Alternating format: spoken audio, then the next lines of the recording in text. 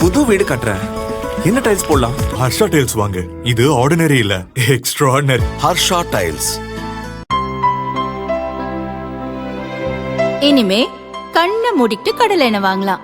ஏன்னா மந்த்ரா கடலை எண்ணெய் இதயத்தின் தயாரிப்பு. வறுக்க பொரிக்க ஏன் எல்லா சமையலுக்கும் மந்த்ரா தான். மந்த்ரா கடலை எண்ணெய், அபார ருசி, ஆரோக்கியமான உடல் நலம்.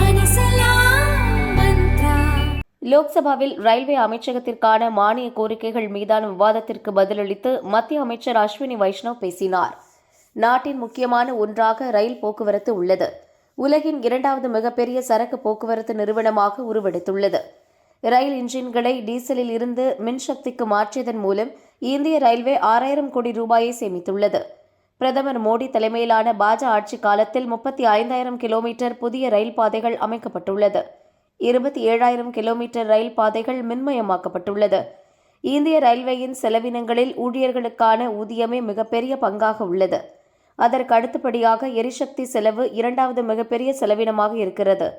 வருங்காலத்தில் டீசல் இன்ஜின்கள் எல்லாம் படிப்படியாக குறைக்கப்பட்டு முழுமையாக மின்சாரத்தில் ரயில்கள் இயக்கப்படும்.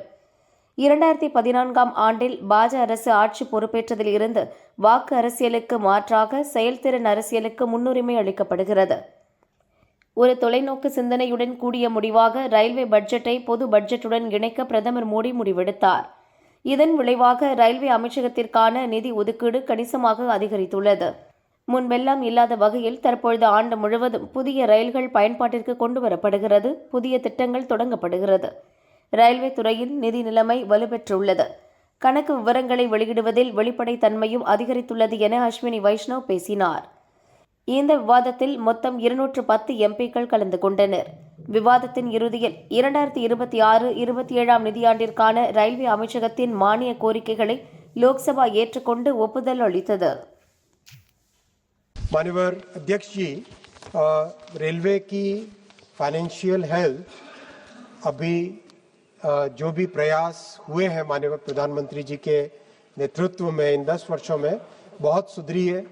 सबसे पहली बात ये कि जो पहले अकाउंट्स की एक क्रिएटिविटी होती थी वो न होके अब एकदम ट्रांसपेरेंट तरीके से अकाउंट्स आज पब्लिश किए जाते हैं, क्योंकि जनरल बजट में ये मर्ज हो चुका है.